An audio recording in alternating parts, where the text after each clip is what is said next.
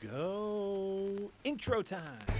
Oh, I put the overlay over the intro. Well, that's just how it's going to be this time. That's going to look awkward. Well, I mean, to be fair, we are starting 17 minutes late. I feel like this is not the worst thing that's happened today. Could be worse. That's true.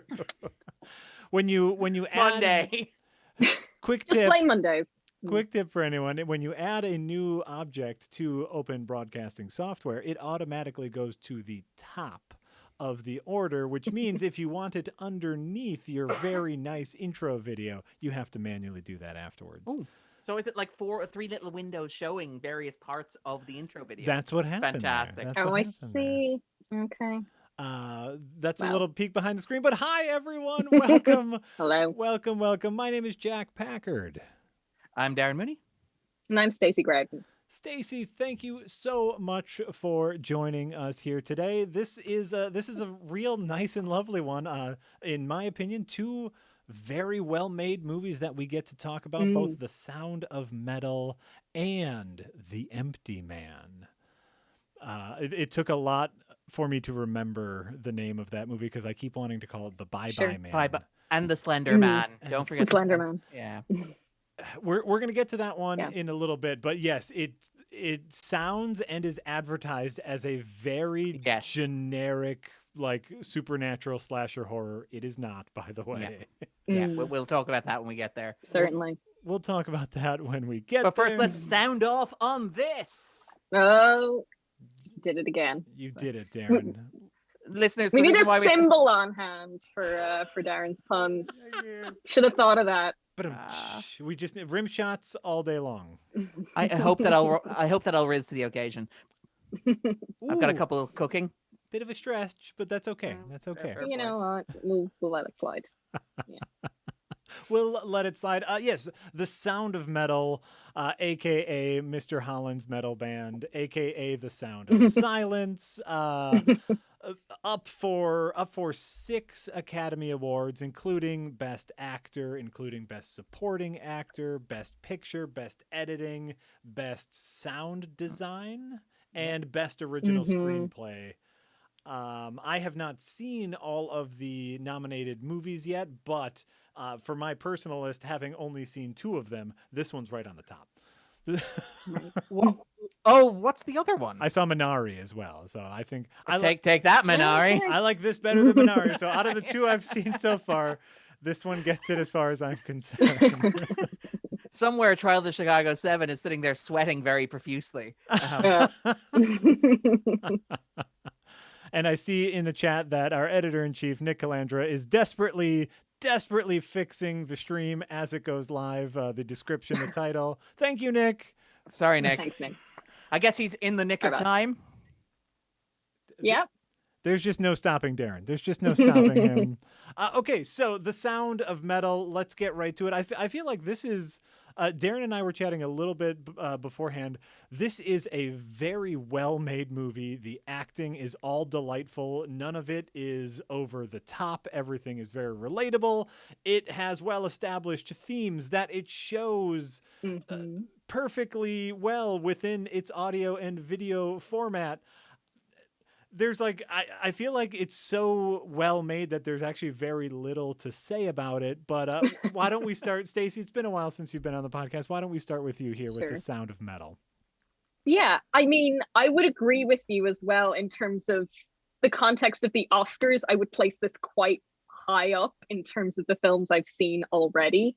And that's in large part due to the fact that it kind of avoids the cliches and the kind of familiar beats that a story like this might take. And I think if you read the plot of Sound of Metal on paper and you've seen enough of these kind of inspirational films about someone overcoming adversity, like after having some sort of sudden personal calamitous experience, you could maybe anticipate where it's going to go. You're going to say, well, there's going to be an easy fix for this. There's going to be, he will struggle with this, but he will eventually come to terms with this, and then the film will end.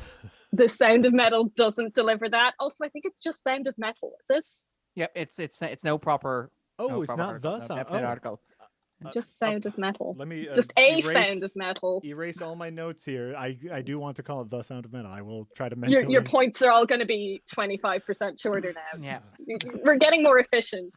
But yeah, that was something I really appreciated about it, was that it does avoid the kind of easy way out of a story like this, and that the underlying message in this film is, sometimes it's not something to fix. Like, getting an easy fix is something that is a preoccupation for Riz Ahmed's character in more ways than one.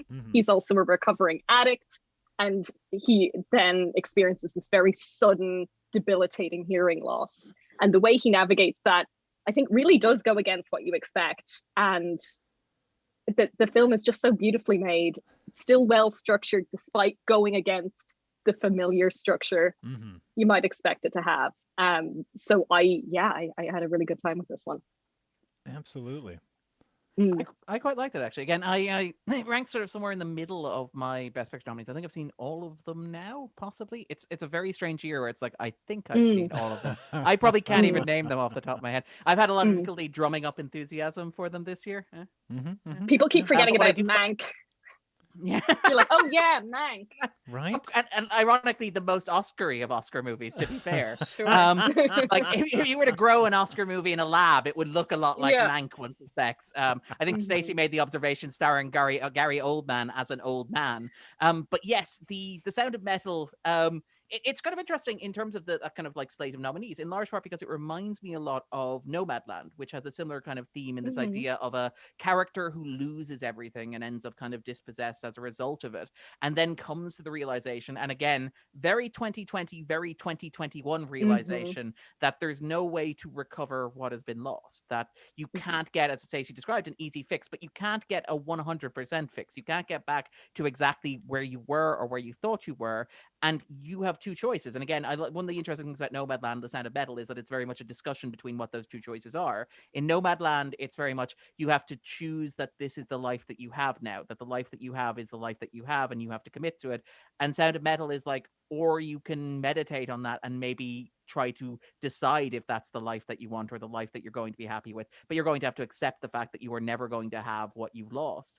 And I much prefer the Sound of Metal, or apologies, Stacey, Sound of Metal too. I also prefer the Sound of Metal. I think it's very clangy, but I prefer Sound of Metal to Nomadland, in large part because it is much more ambiguous. And I think Stacey's entirely right there when she makes the point that I think there are several sequences here that are very stereotypical award season movie. Things like the adorable kids with which Riz Ahmed is adorable. And apparently, again, those scenes are improvised, which is fantastic as well. And they do exactly what those scenes are supposed to do, which is to make you connect with the movie like they are adorable. So when I say they're fairly standard Oscar season starter pack scenes, that's not necessarily disparaging it, but I do think they're very kind of formulaic and fairly standard in what you expect in this model of film.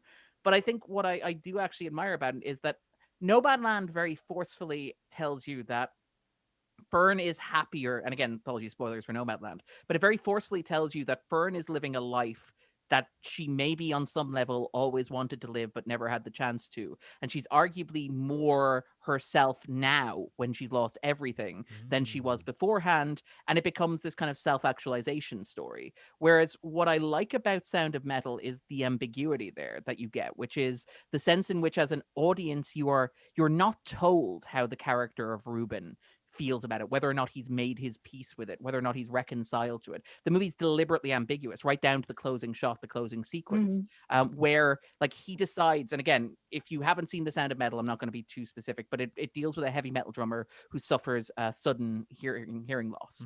And he immediately latches on to the idea that he can get a cochlear implant, and that will allow him to hear again, and that will restore his hearing and his sound.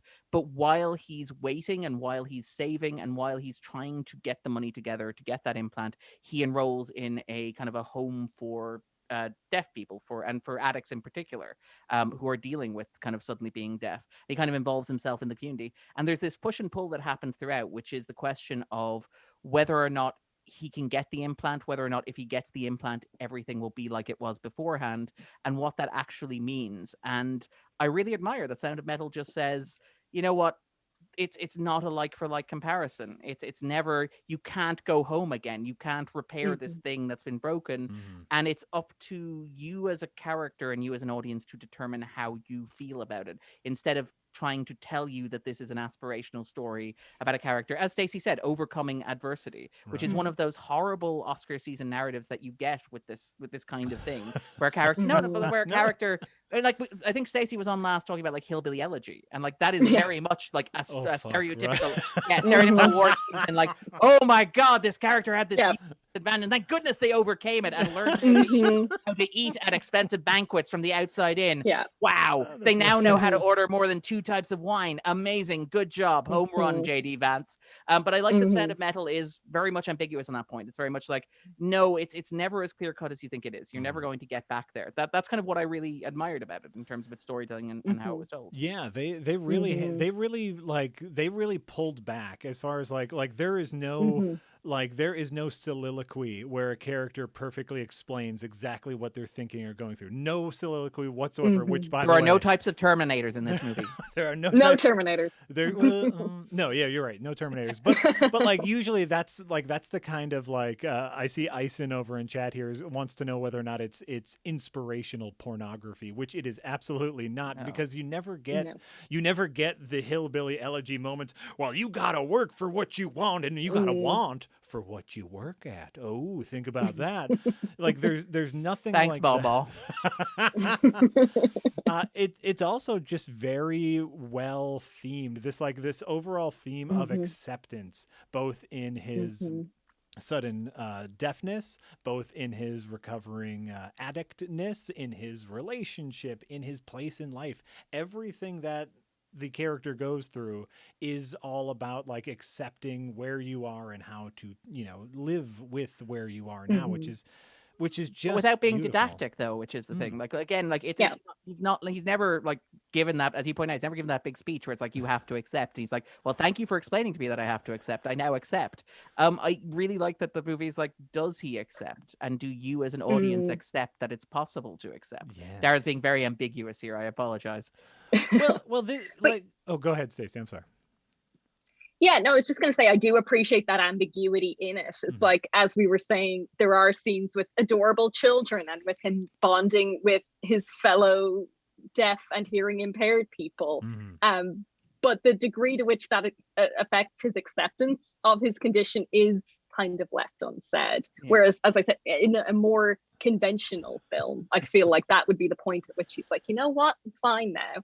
Whereas acceptance, it's both a step in kind of your standard stages of grief, right? Your clinical stages of grief. It's the last step, and also in the 12-step program, which he, alludes to being involved in as someone who is now sober and a recovering addict. And I appreciate that the film shows acceptance as maybe not necessarily a final step, that you do go back and forth on dealing with a loss like that. Right. And just like that idea that it's like, it's constant work. Even when you think you have the solution, you still have to work. Oh, this, it's not a Lifetime original movie where, someone comes in, fixes it, and everybody's happy, where it's like, no, it's about constantly working at something. And it does it without shoving the message down your throat.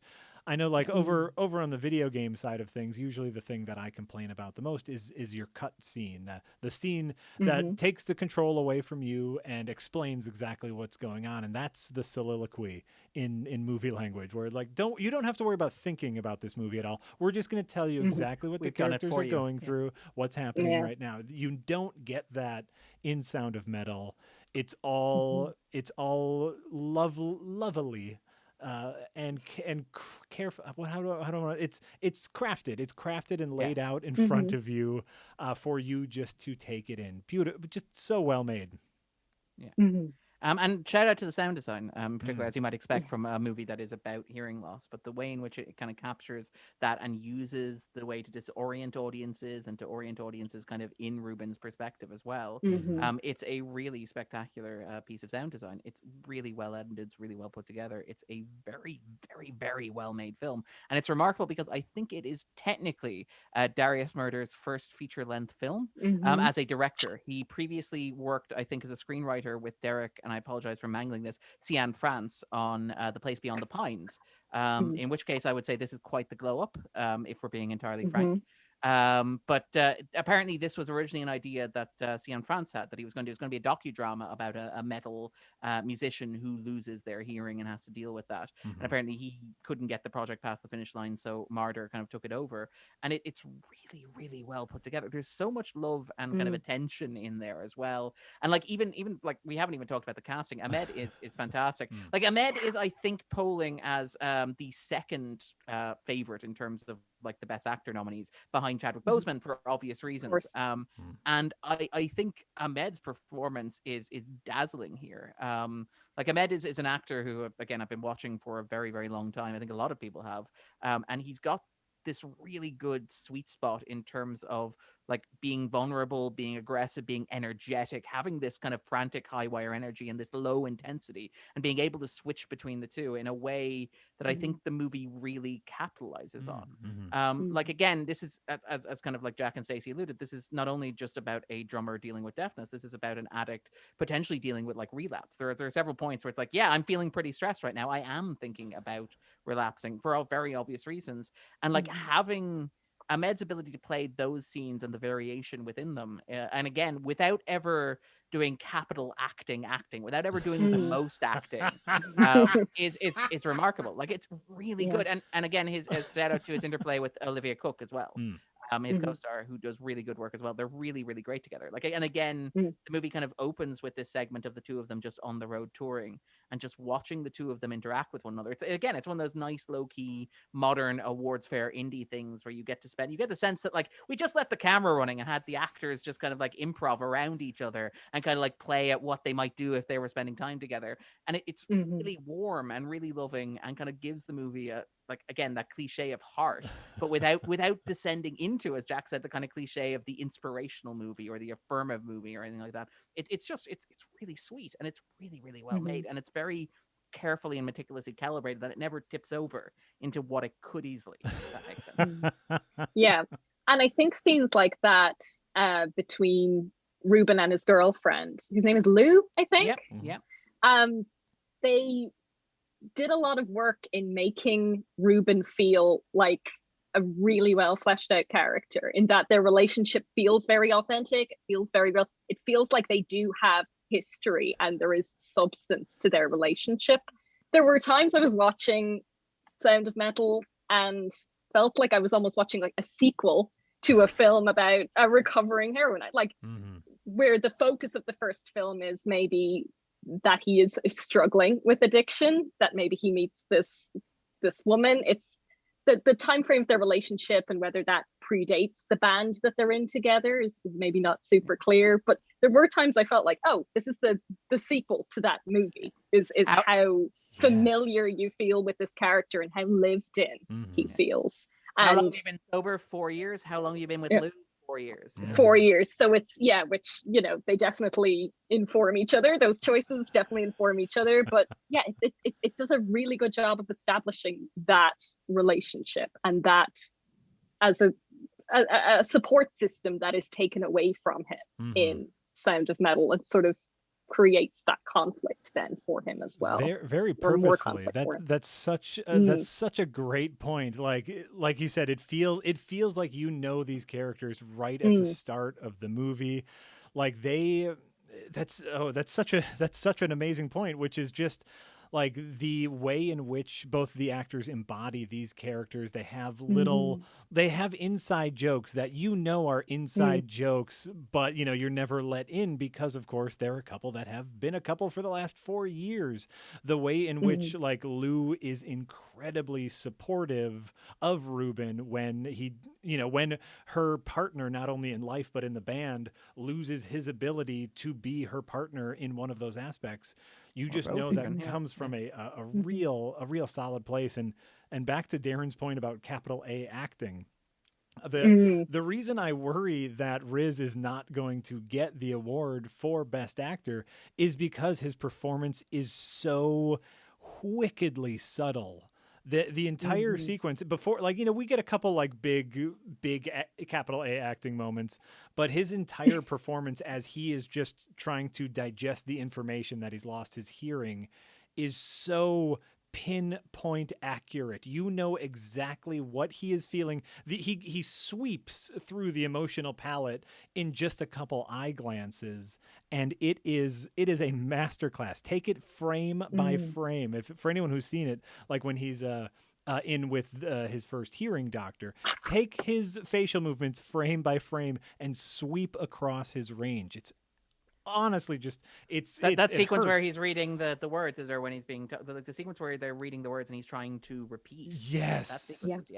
you can just watch his face and understand, his anger, his frustration, his hope, his ploy, his like thinking of trying to get around the system. You can see everything.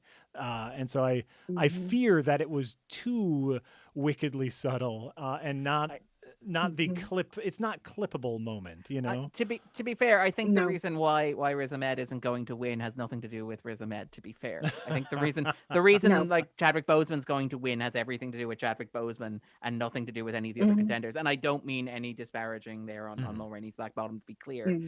What I will say, actually, and I kind of like to capitalize, to kind of bring back to the point I think both Stacey and kind of Jack made there in terms of the relationship between Ruben and Lou.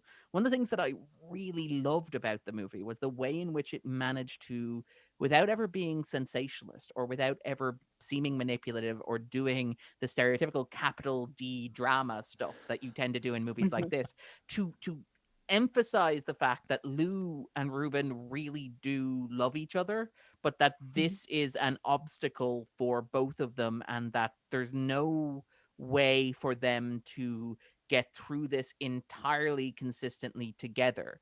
And like there are moments where like Ruben turns on Lou, and again in a more hackneyed version of this, you get it from his side, or you'd see it entirely from his side or entirely from her side and see him acting like an asshole. The beauty of like Sound of Metal is that it manages to meditate like both of those, so you understand that she is doing everything that she can to like to understand him and to explain him and to explain to him and to keep up with him and to like temper him, but you also understand what he's getting or what he's able to receive in terms of communication from her as it stands means that to him it's frustrating and he's angry and he's acting out. And like that's something that is very hard to do in these sorts of movies. And like, and again, you think of kind of all those movies, again, it's frequently movies about addiction, about like drug addiction, about alcohol addiction. It's frequently very much like the and it's the stereotypical male partner typically who's like, oh, I'm so angry at you, and then the woman's like, I'm trying to help you, and it's like, get out of my life, and throwing bottles and stuff like that. But like what I really like about Sound of Metal is that like it understands both of those perspectives, and it understands why, despite the fact they clearly love each other very, very much, they can't get through it. They need more than each other to get through it, if that makes sense. It's very, very well balanced. It's very, very carefully constructed. I really like that aspect of it. I think that's it. It's that scene. The scene that Darren's talking about. It's in 1,000,001 movies. And like, to be clear, every version of A Star Is Born, I think, perhaps. Well, and we get that scene, but it's real. It's not just people explaining what they're feeling because by the way, if someone was able to explain how they felt, they might not feel that angry in the first place. That's where that anger comes from. But it's that scene, but grounded in these very real and very complicated characters. And I think a lot of it is to do with the sense that you get from Ruben as a character, that he's someone who has actually finally found stability, in part through this relationship with Lou. And he is so resistant to anything that might take that away from him. Like, you notice this at other points in the film too. I'm thinking about when he's selling the RV to pay for the implants. And he says, I'll make a deal with you that I can buy it back for this amount, but everything has to be exactly as it is. Like, there is even at that point such a determination that all I have to do is X, Y, and Z, and everything will be exactly as it is. And the way that the movie ends, not to get into it too much, I don't want to spoil too much, but in how his decisions and his his life changes, his relationship with Lou changes, shows that that's what he needs to do, is reject the idea that things can just be exactly as they were, even though it is such a source of comfort from him. And the film does such a good job at setting that up for us.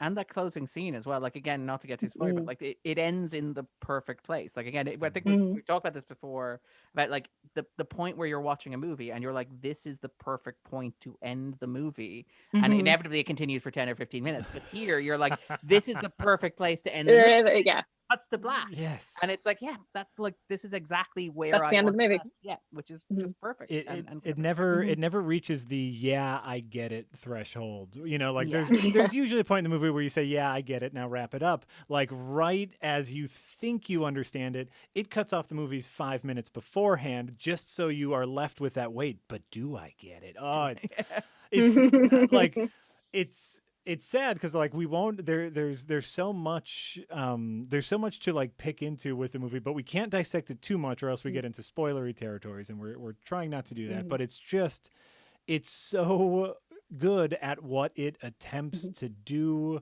It's it hits me very hard. Mr. Holland's Opus, I should put this out here, is legitimately one of my favorite movies. I will anytime I feel like I need a cry, I put on Mr. Holland's Opus and I know I'm good for it. Because and the opus of the masses. Oh, it's so beautiful. And I spent a lot of time in my teens and 20s in heavy metal rock bands, and also worried about my hearing. And so like this hits me shockingly close on many, many aspects. And I even divorcing myself from how I personally take the movie, at what it's attempting to do, it shows all the work that it needs to show. And like we keep saying, it keeps leaving those spaces where you just intuitively fill in the gaps on his past, on her past, on their relationship, on the music that they make. Even that opening metal song, we hear very little of their music in the band, but the one song that we do hear from them, you get an idea of their characters just based on the way the song is constructed, her lyrics, the way they work together as a band. It's just everything's so beautiful. Great movie. I believe it might have been written by Olivia Cook, actually, which is fun. Oh, that is neat. And so, unfortunately, it's so well made, we don't have a ton to say on it because it's very simple and it's very well made. Amazon's first Best Picture nominee, I believe. Oh, interesting. I would have thought Manchester by the Sea. I would have thought Manchester. Yeah, I would have thought Manchester by the Sea, but apparently, like, that's what my research is bringing up here, is that apparently it's the first. Maybe it's the first digital first Amazon Prime or whatever. Maybe it's the first non-theatrical, given the state that we're in. But yeah, I would have thought Manchester by the Sea, but apparently, yes, it is. Or was Manchester by the Sea just purchased by Amazon, perhaps? That's what I'm wondering. Maybe it was bought as opposed to produced by it, yeah. So this one was produced by Amazon, and it goes to show you this is something we talk about a lot with streaming services, the bad and the good. The good side of it is these streaming services can take chances on these kind of original movies that are small and well made and simple, and not necessarily something that a big studio would sink even a tiny amount of money into. I'm predicting not at the moment, no. It's even though I was. No, sorry, go on. I was just going to say, it's not based on a comic book, so that's it. I was just going to say, it does feel very of the moment, though, even beyond, Jack, what you're saying about seeing kind of your own experiences and relating to certain relationships and aspects of the film. I think kind of the underlying theme of acceptance in the face of an overwhelming, disruptive, calamitous event in your life is something that everyone in the world can relate to watching this film, even if it's not, a loss of one of your own senses or a part of yourself. Right. Your circumstances have suddenly changed beyond your control, and there's no easy fix. Right. It's probably not going back to the way it was, possibly even. We can't go back to the way things were. Everything can't be exactly as they were before. And that's something that really stood out to me through. So yeah, in terms of the film's message, that while there is a very particular set of circumstances that work for Ruben, the message the lesson he has to learn is one that's useful for us all. I think that's think. really fair. I think before we wrap up too completely on Sound of Metal, Paul Raci, I want to say is his last name, maybe Raci. Yes. Raichi? Not Raci, sure. Raci. I don't know, and I do apologize. Who, of course, got nominated for Best Supporting Actor. Racy, I think, according to the Wikipedia, and trust me, Okay. I'm not to correct anybody on this. I'll take. I'm the last person, but it's an S, I believe. It's an S sounder. Fantastic job as an actor. Definitely Best Supporting Actor nominee. 100% was a hearing child raised by two deaf parents. Has spent most of his life. Has spent. I'm reading in his biography. Spent 25 years as a sign language interpreter for the city of Los Angeles. Oh wow! And so like has what a life. Yes, has just like been steeped in the deaf community for all of his life, as both of his parents were deaf, and the place that he is coming from as an actor, the genuine feeling that you get, like you know that people of the deaf community worked on this movie because everything feels so genuine and sincere. It's not exploitative at all. Yeah, Ahmed learned American Sign Language, I think, to communicate with the cast and crew while making it as well, which is remarkable. And I think, and again, I'm in no position, the person to talk about this, to be absolutely clear, but one of the more interesting aspects of it I found was that the way in which it deals with certain discussions, I believe, that take place within the deaf community around things like cochlear implants, the idea of how you perceive deafness, and in particular, whether or not you perceive it as the loss of something or just a difference between you and other people. And I think the film touches on that very interestingly and kind of broaches it and acknowledges it, which is interesting in a movie like this. And again, it's something to be, again, to speak to what Jack said, it's very careful about how it deals with this stuff. It never feels like it's just kind of throwing four sheets to the wind and going, well, look, this is the story of this guy and it's going to be inspirational and he's going to learn important life lessons. And tell that like everybody working on it immersed themselves in the culture and in the situation, and it to me at least, and again I'm no expert, but it feels, and from what I've read, it feels like a very loving, very thoughtful exploration of that community, which I think is commendable. Really is. And I see Mark over in our chat would has a quick question, which is, would it have been more pertinent if he were the singer / guitarist of the band rather than the drummer, as the drummer just needs to count, everyone else needs to listen to him? I'm going to say Mark has clearly never been a drummer, because you really do need to listen to everyone if you are the drummer. Yeah, my brother is a drummer. If he's listening to this, I'm sure that he feels very valued right now. No, one, if you're in a band, you need to listen to everyone. A drummer in particular needs to listen to the other part of the band, just like the band needs to listen to the drummer. You're all working together. Secondly, it also speaks to his character, who at the beginning of the movie is a support role. He is the steady beat that keeps his partner Lou on track, on life. At least that's the role that he has put on himself. It's also the drumming is that beat. The drumming is that rhythm to him. It's like, again, it's different from playing the guitar where you're in a lead role. For him, the drum is a way of again, the drum is always in it. Again, Darren says, talking very pretentiously, but like in art, the drum tends to be something that you pour a lot of passion into in a way that, like, the guitar is generally seen as more artful or more kind of, soulful, and piano is more soulful. The drum is pure passion because it's the sound of a heartbeat or whatever. It's the sound of a rhythm, a fundamental kind of rhythm. So I think that him being a drummer works because, as we kind of discussed, he's a character with a lot of intensity and a lot of energy and a lot of, like, one of the big, and again, it's a really beautiful sequence in the middle of the movie, the sequence where he's asked to go and sit down and just be still and he can't. And again, like, I empathize with that. I probably couldn't do it either.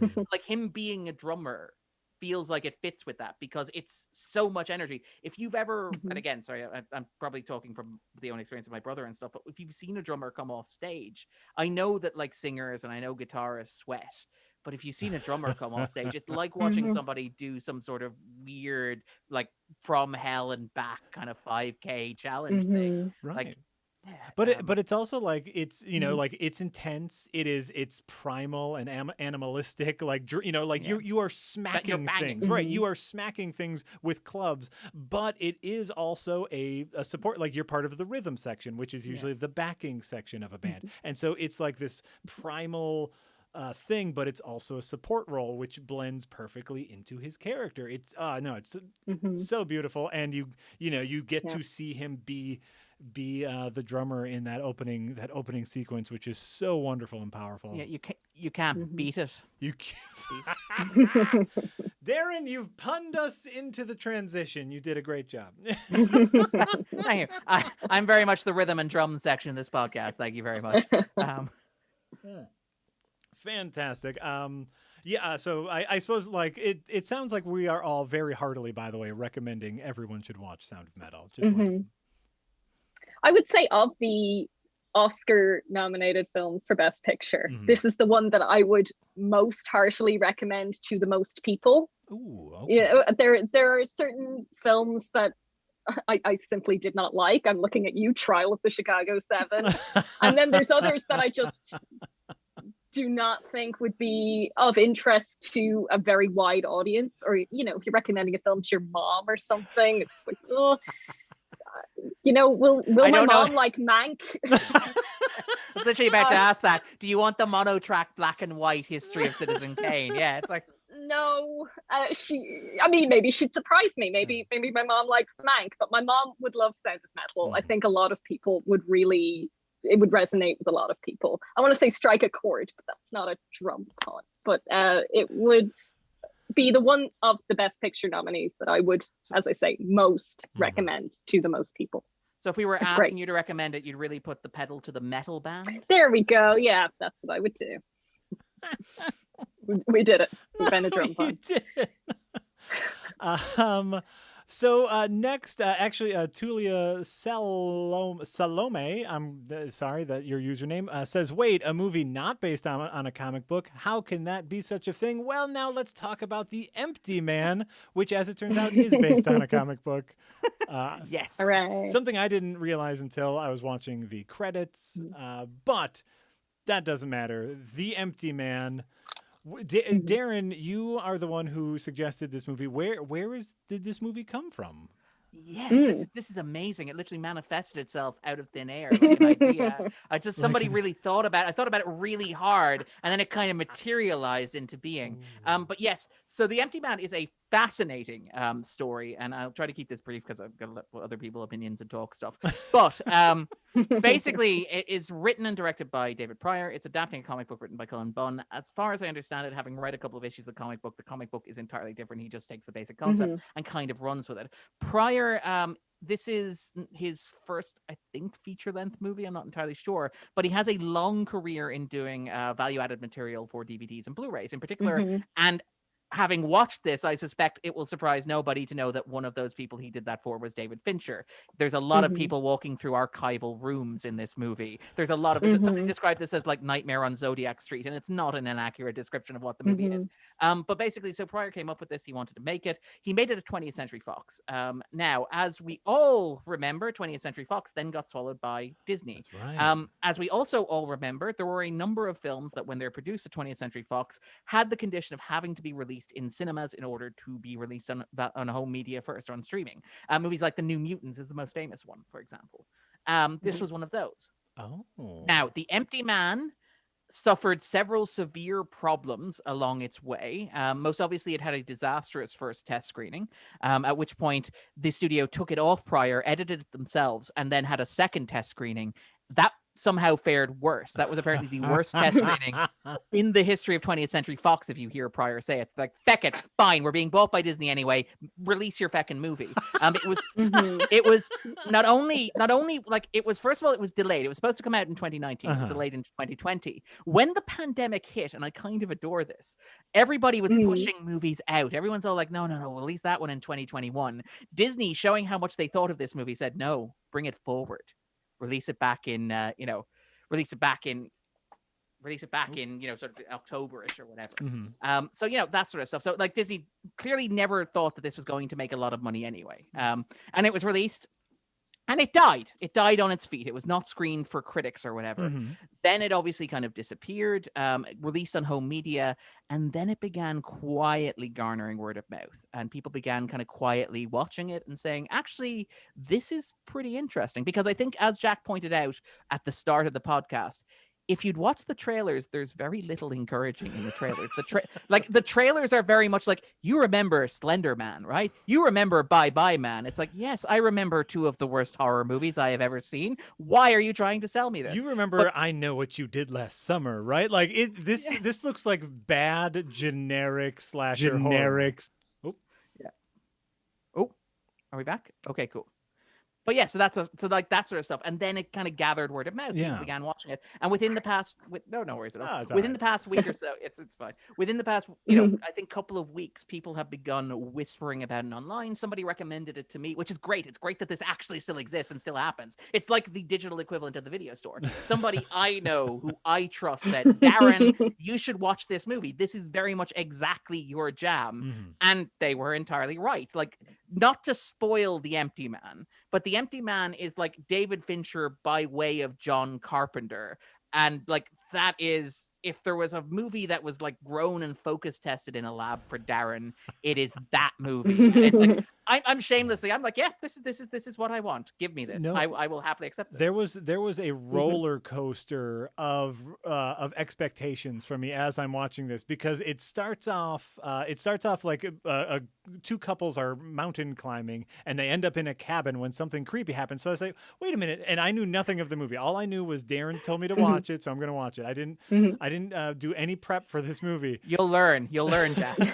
And so then it's like, wait a minute, is this just a people stuck in a cabin movie? Oh, no, never mind. Wait a minute. Is this a teen slasher movie? No, it's not a teen slasher movie. Wait a minute. Is this a detective movie? Wait, kind of. It's like 8 different horror movies all crammed into one. I'm going to call it horror movie comfort food, because it's good at all of them, but my expectations were just all over the place. A Scaresenborg, a smorgasbord of scares. Ooh. And I would say that's true as well for anyone who watched the trailer, which I watched after I saw the movie. And it's quite misleading, I find. I mean, it does certainly depict things that happen in the movie, but not quite the way they happen in the movie. If you know what I mean. So I'd advise anybody who's interested, who hasn't seen The Empty Man, to not watch the trailer and to simply watch the film, and to go in as Jack did, as cold as possible, just knowing that Darren has recommended it, and it's all my fault. It's his fault if you don't like it. No, and I think like that's a something we talk about. I know the three of us, we are burdened with such a pressure of watching so many movies, which is obviously terrible. But the worst. It's just the worst. But a lot of times that leads to you kind of understanding the beats that are about to happen. Okay, this is how they're setting it up. I know that this is going to happen. And you, for most movies that you watch, you have to kind of suppress your critical side just to enjoy the movie. But here was a situation where they kept turning corners and I had no idea where the movie was going to finally end up. And that was really refreshing. Because like I said, from the beginning of this movie, you think that this is going to be an Evil Dead ripoff. Oh, this is couples in a cabin and there's a couples spooky in Bhutan, premise. Like, again, one of the guys falls down and discovers some sort of weird mummy thing, and you're like, oh my god, it's like, it's going to turn out to be some sort of curse thing. And you have little title cards going day 1, day 2, right? day 3. And like, again, that's what I actually really love about it. And again, I freely acknowledge that there are people for whom this will not be your jam, and that is entirely cool. I think you're wrong, but it's entirely your business. All joking aside, like, I understand it's an audience alienating premise, which is this is one type of horror movie. Oh no, wait, it's another type of horror movie. Oh no, wait, it's another type of horror movie.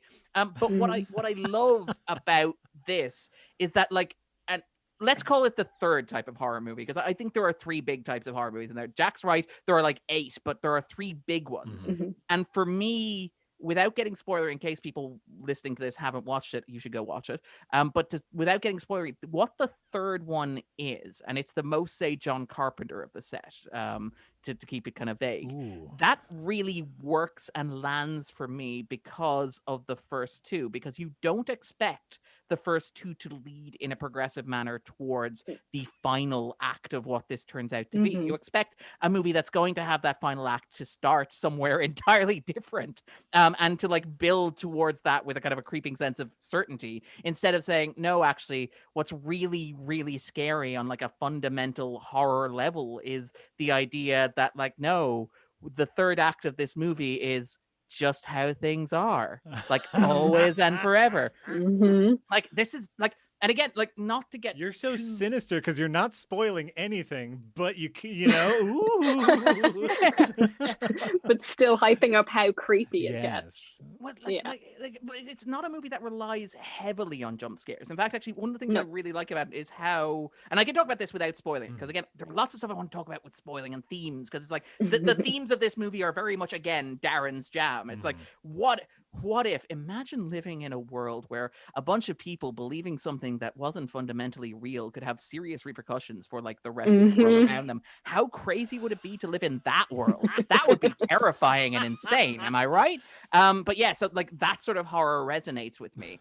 But like, it's very, very well made. Prior has, and again, a lot of this is it's not elevated horror. It's not what Jack calls elevated horror. It's not like, it's not Ari Aster doing Hereditary or Midsommar. Sure. This is comfortably, like, it knows where it's aiming. It's aiming for, you know, Wes Craven, John Carpenter in the style of David Fincher. And again, if you were making criticism of Prior, you could say that Prior's like directorial craft is mostly just copying really cool stuff that other directors have done. And I'm like, that's a good starting place. When you're starting out as a director, imitation is the sincerest form of flattery, you know? But like things like how carefully it's framed, the kind of these wonderful symmetrical shots, the way in which he borrows these shots from Carpenter, where Carpenter will have these big symmetrical kind of echoing spaces like bridges or car parks or streets, and will have his characters just wander down deeper into the frame and become progressively smaller, and making that like the horror of it, because thematically it's like, oh yeah, we are all tiny in a universe that does not care for us at all. Things like the way in which like most horror movies are built around like shadows and darkness and jump scares and darkness and that sort of stuff. And the way in which Prior does, again, very similar to something that Carpenter and Fincher do, which is the opposite of that, which is to turn up the light a great deal. There are several sequences in The Empty Man where the camera will move over to a white space that is completely empty and is just a void. It's just bright and you can see everything in it, but there's nothing in it. And that's terrifying. And turning that into something uncanny. And again, the fact that it uses that as like the language or vernacular of horror cinema, in that like there are moments where it's like, oh my God, there's something in the white space. But there's also moments where it's like, actually, wouldn't also be scary if there was also just nothing in the white space except like our experience of it, and the fact that we are all alone in the void and nothing perhaps exists, and if something exists, you know, nothing could be known of it, and if something could be known of it, nothing could be communicated about it, and if something could be communicated, nothing could be understood about it, and so on and so forth. Like, this is very much my jam. But sorry to cut off Jack and Stacy there. No, go ahead, Stacy. What do you have to? What are your thoughts? Yeah, I mean, it's interesting, Darren, that you're mentioning Fincher and Carpenter, the kind of Wes Craven school of spooky, sneaky around, kind of non-jump scare or gore-based horrors, but that more kind of existential or unseen kind of terror. I definitely picked up on a lot of other influences in it. I found it kind of ironic that this is a film in which we have a character quite early on say that thoughts begin somewhere else. What if I told you that thoughts begin somewhere else? And I was like, oh, that's how he made these films. He took these thoughts that began somewhere else, like in David Fincher movies, like in John Carpenter movies, like in Silent Hill, like in Junji Ito films, like in The Exorcist and Lovecraft. And there's like, it wears its influences on its sleeve, like very wholeheartedly, I feel. And as you say, as a first-time director, that's not a bad place to start, is what do you like? Just do what the person you like does. And do it well. Do it well.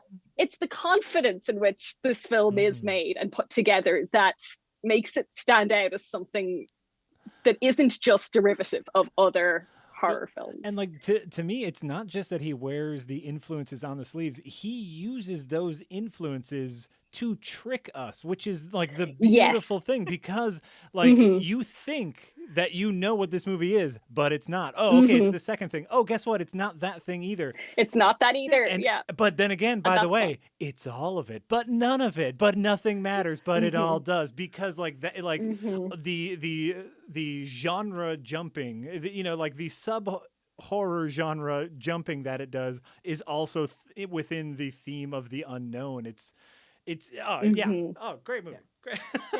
It was great. Yeah. I should have started by saying I really liked it. I thought it was great. I would recommend it to horror movie fans. Yes. Rather than go, it's just this and this and this and this, because it is all it's fair. Those things. Like, it's fair. Yeah. It's an entirely fair comment to say that yes, this is not trying to be like Hereditary or Midsummer. Although I would argue that those are arguably just as derivative, just of different types of horror as well. Yeah. But yeah, no, this knows what it is. And again, like things like it uses, and I think Jack's entirely right. The use of cinematic language to mislead you. So things like the opening shot of like the character of like James La Sombra is introduced like jogging down the street with this wonderful Fincher. He comes from the bridge, Darren. From the bridge comes the man. In case you don't get it. And again, and lots of bridges, lots of bridge imagery. Lots of bridges. Like, and the Pontifex Institute, Pont meaning bridge and fex meaning builder, even one might say. But again, one of the things, like, to give a little credit, as much as we're going, symbolism very obvious, I do like the emphasis the film places not so much on the idea of where the bridge connects to or from, in that like the way in which the bridge is constantly framed, it's most often framed looking down it rather than looking across it. You're not interested in left or right, you're just interested in staring down it. But one of the things I really like about it is the recurring motif of like what's underneath the bridge. If you built a bridge, what the fuck is going on underneath it, and what happens if the bridge collapses? Because like you have the sequence at the start where the characters cross a bridge, like, oh, look how rickety it is and how fantastic it is, and like later on there's a discovery under a bridge of something that's absolutely terrifying, and there are these recurring shots under the bridge of these great white spaces, almost abysses, if you will. And don't worry, well, I mean, we mentioned how great the sound of music, the sound of metal, very different. Very different. Very different. we mentioned how great Sound of Metal was because it doesn't explain what it's doing. I like The Empty Man is working in a very different register, so I kind of like that it has Stephen Root show up and say, by the way, I'm clearly on set for a day here. I'm going to explain to you what this movie's about in my folksy way. I'm going to play Philip Seymour Hoffman for about a scene and a half here, and it's going to be great. And it's just like, just in case you don't get what the movie's saying, I'm going to stare at you and say it really intensely. And I'm like, damn, that's some good Stephen Root. First of all, I will take offense to that, because what Stephen Root isn't good Stephen Root. Good point. But yes, we are talking about very different movies here, where we want Stephen Root to be in here to explain to. Wait a minute, what are the rules again? What are you doing? Yeah. Oh, okay, great. But still, you still don't know. You still don't know what they're doing, even after like Country Lawyer comes in and says, "Well, I'll tell you this old horror." You've seen The Master, right? You've seen The Master. That's kind of what we're doing for the next like again, and like this is the thing where like so much of this is so many other influences. Like the weird thing that really stuck with me with The Empty Man, and it's a very small thing to focus on, is the fact that like there's a hospital that pops up repeatedly over the course of the film, and the way in which the hospital is shot looks like, and I need to say looks like so that the lawyers listening to this don't get litigious, looks like the classic Scientology headquarters in Los Angeles, with the two wings folding into the building. Yes. Yeah. I didn't realize that. Oh, wow. It looks like... You mean the hospital that the people from the freaky religious cult go to? That's so weird. Yeah, I mean, I don't know what the connection could possibly be. And the fact that, yes, Stephen Root as Arthur Parsons is clearly playing the character of, again, Philip Seymour Hoffman from The Master as well. But like, and again, like even the way in which like the language of the film changes, where like you're introduced to La Sombra kind of jogging with these tracking shots, like something from Gone Girl, or you have like the overhead shot of him jogging, and you're like, oh, this is the Zodiac shot and stuff like that, or like the sequence where he's walking through the archives, the camera pulls back, and oh, we're doing like the girl with the dragon tattoo, or we're doing like, you know, that's what we're doing now, and it's like, no, that's not what we're doing at all. Like the weird thing to say, and this is a very strange comparison to make, at the end of the day, the Fincher movie that this most reminded me of was Alien 3. Oh.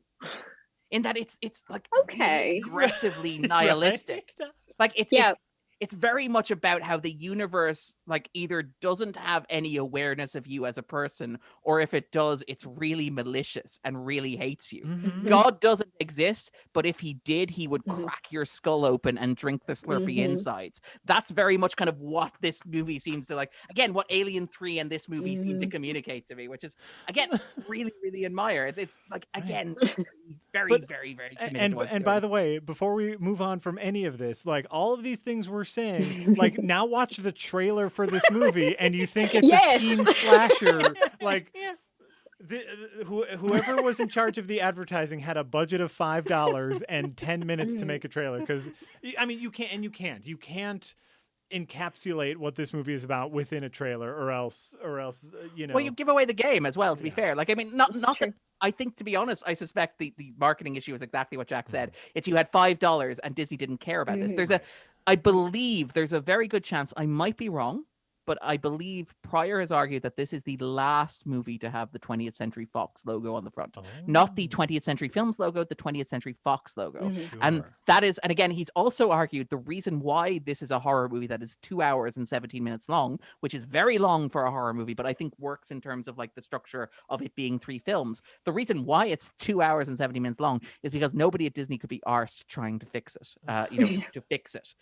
So it managed to sneak out kind of like squidgy out the back. It's like just quietly out the back door and hope nobody notices it. So yeah, no, it's like, again, the blessing and the curse, in that like I get the sense that if Disney had cared about this movie more, or if Fox had cared about this movie more, it would probably be a lesser movie for it, although it probably might have made more than $4 million at the global box office, so who knows. Mhm.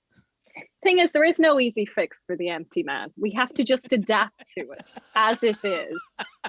And that's an important thing to remember when you're watching it. Going, this isn't something that needs to be fixed. This is what it is. It's what it is. You just got to go with it. I mean, you have a better time if you just go with it. As you say, as the film keeps shifting the kind of horror it's delivering, just go with it. Have a better time. I mean, what I will say is that is my one very earnest complaint, is though it takes a lot from Carpenter, a lot of very good from Carpenter. What it doesn't take from Carpenter's is its length. Like, it is a long and slow movie, and like Stacy said, 20 minutes before the title appears. Like, it's 20 minutes before it tells you you're watching The Empty Man, which again I kind of adore as a flex. And like I get that, and you, like Stacy said, you do get into the rhythm of it, but it is too long. It could just a few snips here and there.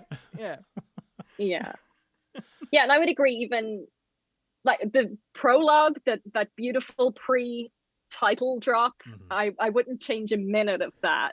Where it lost me a little bit was maybe in just how off the wall esoteric it goes near the end. I thought, well, maybe they could have trimmed some of this down. Ooh, and I'll tell you, that's the part that I liked. I wanted them to see him trim the mountain climbing stuff, because I liked the I like the mountain climbing. And just to complete the set, it can't be fixed. To complete the set, I would like to trim the middle of it, because the middle of the teen slasher movie, that'd be the bit that I would trim. I like that. 3 different opinions there. Shout out to James Badge Dale as well, actually. He's great. Like, really real good genre star. Well, really glad to see him again. Like, he's one of those actors who keeps popping up and stuff, and really like seeing him. And it's like, yeah, he finally gets a chance to shine. And I'm not going to spoil the movie by revealing whether or not he continues his track record as the new Sean Bean, like the character who is obliged to either die and or lose a limb over the course of anything that he stars in. But I was really glad that, like, again, really good use of Badge Dale, as kind of Stacey pointed out, as a modern genre star of the kind we don't really get anymore, you know? No. Yes. I mean, it's like we have to be very, very careful here about not spoiling anything, because you don't watch the trailer. Go in blind. Just watch it. If you are a fan of horror in general, this is a movie you will enjoy. I guarantee it. Just don't watch the trailers, because then it's like, wait a minute, this is a 90s Wes Craven movie, which is fair. But then it's 2 other movies as well. Like, Like, part of me wonders, like, how weird it would be to sit in a cinema and just, like, be like one of the 12 people who saw this in, like, wide release and be like, what the fuck is going What is happening? Yeah. Like, was this originally 3 movies that they edited together? It's kind of like what you're wondering. It's like as part of the Fox merger, was it just like, okay, we got 3 horror movies, James Badge-Dale's in all of them, so let's just like slice them together as quickly as we can. And I can't, like, again, I can't get over how much, like, one of the things about like the modern world is stuff arrives with so much hype and so much advertising and so much kind of editorializing. I think Pryor actually talked about this when he talked about like the difficulty in selling The Empty Man, was that like one of the things that he noticed was like how you package the movie for general consumption is in large part how it is received. How many of like the and he used the term the right audience and the wrong audience. And I don't think it's a moral judgment. I think it's just the audience that like this and the audience that won't like this. And he said like the way in which like and appropriately enough for what The Empty Man turns out to be about, the signal that The Empty Man sent out into the void in the terms of kind of like the audience that it tried to attract was the crowd looking for that kind of like cheap, schlocky slasher movie. They went and they were like, what the hell is this? Yes. Like, this is not what we were promised at all. Whereas the audience that would have responded to it were the ones who eventually found it on video on demand. And I really like one of my things over the past couple of years, I've been wondering, like, do cult movies exist? Because the term cult movie is horribly, horribly overused these days. People say, is Tenet a cult movie? And you're like, no, it made $3 million. It is not a cult movie. Like, everybody saw it and had an opinion on it. It's not a cult movie. But like, and the way in which like everything is seen these days and everything is reviewed, and there are so many like outlets with so many writers covering so much stuff, it's impossible for something to sneak up on people. And this managed to do that. And I know it's terrible that it did for the writer, for David Pryor. I know that it's terrible in that like he will probably never get to make a movie again because this happened. But I do love that it's like actually the old model of like watching movies that I used to apply in the 90s, where I would like go to a video store or talk to my friends and they would say, have you seen this thing? And I would say, I haven't even heard of that thing. And it's like, you will love this, and stick it on, and actually me loving it. That's rare in this day and age, because like so much it's like if people do recommend it to me, it's like, oh, I've heard of that, or oh, I've already read a review of that, or oh, I've already seen it, or oh, somebody else said it wasn't great or whatever, you know, everybody else is raving about it. This genuinely, I didn't know that this existed this time last week, and as soon as I watched it, I literally messaged Jack and was like, Jack, guess what we're talking about next week? I've got it. No, and by the way, I did the same. I was like, shoot. After I watched it, tick, tick, tick, tick, tick, tick, tick, tick, tick, tick, tick. Only a couple of you are going to get that. After I watched it, I started texting all of my friends who are horror fans just to be like, Empty Man, Empty Man, Empty Man. And I heard back from them, and they all go, oh, what, you mean the teen slasher movie? And I was like, no. No. Because that's what the advertising puts out there. And so I hopefully we have at least 3 more people who are going to watch the movie. So that's something that's great. It's not an empty victory. Oh, dang. Yeah, I think like it's very poignant that this did get swallowed. This was a movie that literally got swallowed up in the Fox Disney buyout. You know, we said that a lot about the New Mutants, but of course that is a large comic book property that's never going to get fully swallowed. Nobody was ever going to forget that it existed. Exactly. Like, you might not ever get to see it because it's never actually going to be released, but nobody would forget that it existed. Exactly. This, because of the director not being someone who directs a lot of movies, not being a name, because it didn't necessarily have any huge star in it, because it wasn't based off of a popular Marvel comic book. This was one that literally got swallowed up by the system, and hopefully we're starting right here. We can all just say, go watch it if you are a horror fan. Yeah. This is something you will enjoy. Yeah. I mean, my parents aren't horror fans, and I'm trying to convince them to watch it. It helps that they have no idea what it is. So I'm hoping by the time they realize it's too late. Well, with the way it starts, you never know. It might be. Survival horror. It's like, this is like one of those, 120 hours? 127 hours. 127 hours. Yeah. That's exactly what this is. Watch it. That's exactly what this is. No, and I feel like any further we go into it, we Yes, run the that's risk fair. of spoilers. So Risk spoiling it. we Yes. should make sure we wrap it up here. But you know, yes, two hearty recommendations: one Oscar-nominated movie and one Mhm. not so much. Not so much. And you know what? I'm not sure it should be, but it's fine. It's because it's a very good movie. I would love the ceremony that would nominate The Empty Man, just for the lulz. It's like, we only nominated 8 movies this year. We've got 2 other slots. Come on, what are we gonna do? The Empty Man. Yeah, just- The Empty Man. I mean- and Sonic the Hedgehog. Well, that's it. Well, Yeah. I think we joked about Just throw 'em in there. the beauty of kind of like restricting the Oscars to movies actually released in theaters, and how fantastic the Best Picture slate would be if only because you'd get to hear Martin Lawrence in his Oscar clip deliver the line, "You fucked a married witch without protection." So I feel like The Empty Man might have a chance if we stuck with those rules. Absolutely. So shame on you, Oscars. Oscars. For nominating good movies. Taking its chance away. But in all sincerity, thank you everybody for watching and or listening to this later.